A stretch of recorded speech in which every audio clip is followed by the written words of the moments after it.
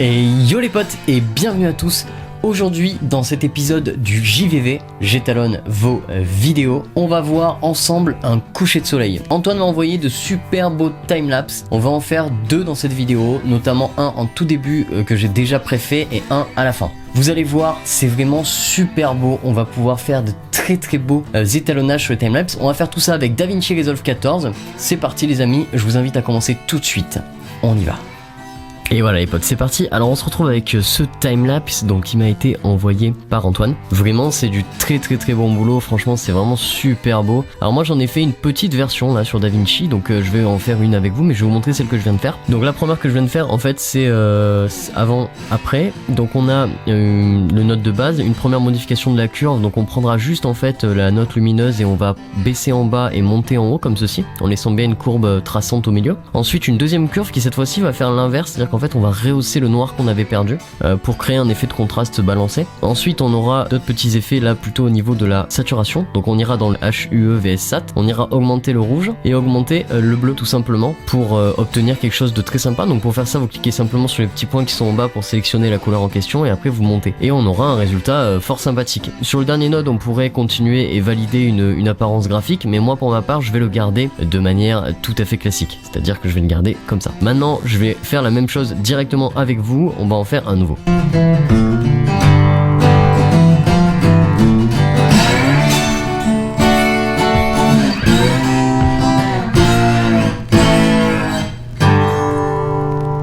Allez c'est parti, donc on se retrouve donc avec un nouveau timelapse. Donc ici on a un magnifique timelapse franchement c'est super beau. Alors là vraiment c'est super magnifique, donc ça va être vraiment pas compliqué de sublimer cette image. L'idée va être vraiment de la sublimer dans le bon sens, de pas en faire trop. Donc je vous invite à faire de même donc on a des timelapse de ce type là avec un soleil magnifique etc. C'est vraiment très bien fait sur un sublime coucher de soleil. Alors la difficulté c'est qu'on a plein de couleurs différentes, donc on pourrait le faire à coup de keyframe tout simplement, qu'on pourrait le faire de cette manière là, on pourrait l'arranger au fur et à mesure, c'est une possibilité. Si vous ne savez pas comment faire, je vais vous montrer ça, on va utiliser les keyframes pour cet exemple là et puis ensuite vous allez voir ça va fonctionner. Alors tout simplement les premiers paramètres à comprendre c'est que la keyframe, quand vous créez des nodes en fait ça crée les noms des frames, d'accord. Donc par exemple si vous avez votre correcteur 5 qui est dédié à tel truc, et ben voilà vous pouvez keyframe que celui-ci etc. Donc moi dans un premier temps je vais faire un premier node sur lequel je vais appliquer des premières corrections, à savoir assombrir un petit peu le bas, augmenter un petit peu le haut, vraiment de manière légère parce que après en fait on va en avoir besoin et ça va être vraiment joli je pense. Je vais pas le faire trop parce que je voudrais pas que ce soit gênant, je voudrais pas que ça nous fasse une image pas très belle. Donc là par exemple c'est un petit peu trop vous voyez, donc je préfère modifier, je préfère y aller moins, un petit peu plus doucement mais que ce soit vraiment beau, voilà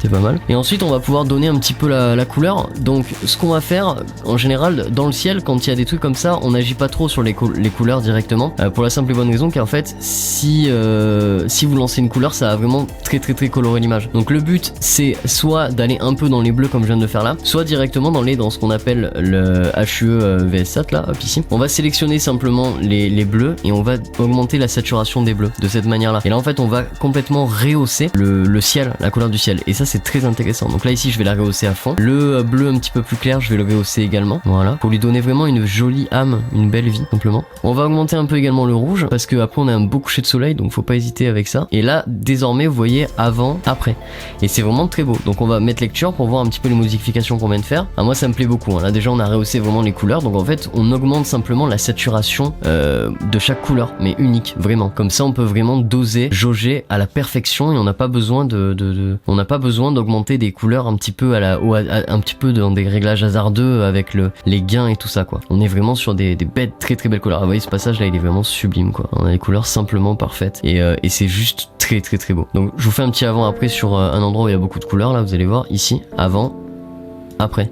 Vous voyez ça pète beaucoup plus, en fait on a les couleurs qui revivent tout simplement. On pourrait donc comme je vous expliquais on pourrait y aller avec encore plus de détails, on pourrait mettre des dégradés, on pourrait faire plein de choses etc. Mais moi quand je reçois ce genre d'étalonnage à faire, en fait tout simplement je me dis que l'image est tellement parfaite, elle est tellement belle, y a pas trop besoin de la dénaturer, pas trop besoin de la toucher, parce que vous voyez on pourrait faire des trucs ultra stylisés, par exemple là on mettrait tout dans les jaunes et ça ferait depuis le début un truc très automnal, très coucher de soleil, golden hour, voilà ça serait très beau je suis d'accord, ce serait vraiment très très très beau. Mais en même temps, ça serait totalement dénaturé, quoi. Puisqu'en fait, en réalité, l'image, elle est pas du tout comme ça. On pourrait le faire dans les violets, quoi. On pourrait même faire des trucs de malade, hein. Je veux dire, avec ce type d'image là, il y a des milliards de possibilités. On pourrait faire ça, baisser un petit peu le gain, voilà. Et là, pareil, hein. Là, on obtient quelque chose de magnifique. Moi, je pense que vous avez le choix. Vous pouvez choisir vraiment en fonction de ce que vous préférez. Est-ce que vous préférez plutôt une image très colorée, une image un peu moins colorée, une image un peu plus naturelle, etc. Donc là, par exemple, on voit que l'image est vachement saturée. C'est à vous de choisir, c'est à vous de voir. Moi, ce que je vais faire, c'est que je vais vous montrer un extrait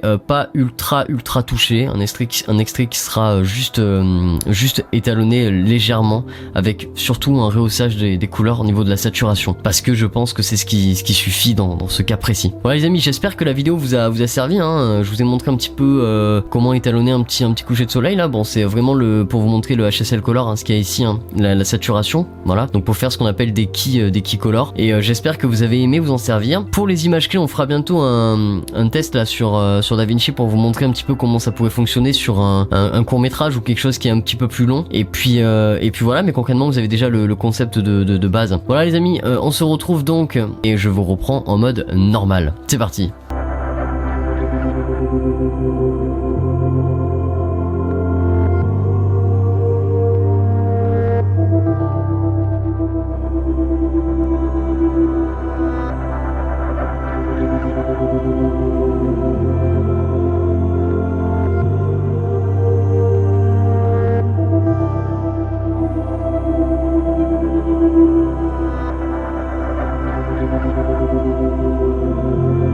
C'était assez efficace. Pensez toujours au HSL Color, c'est-à-dire au Color Key, donc à verrouiller une seule couleur et à déplacer qu'une seule couleur. C'est très important et ça permet grandement d'améliorer la qualité de vos étalonnages pour ne pas trop toucher à l'ensemble de l'image. Voilà, j'espère que ça vous a servi. N'hésitez pas à vous abonner, liker, partager et on se retrouve bien entendu demain pour une nouvelle vidéo. Ciao, bam!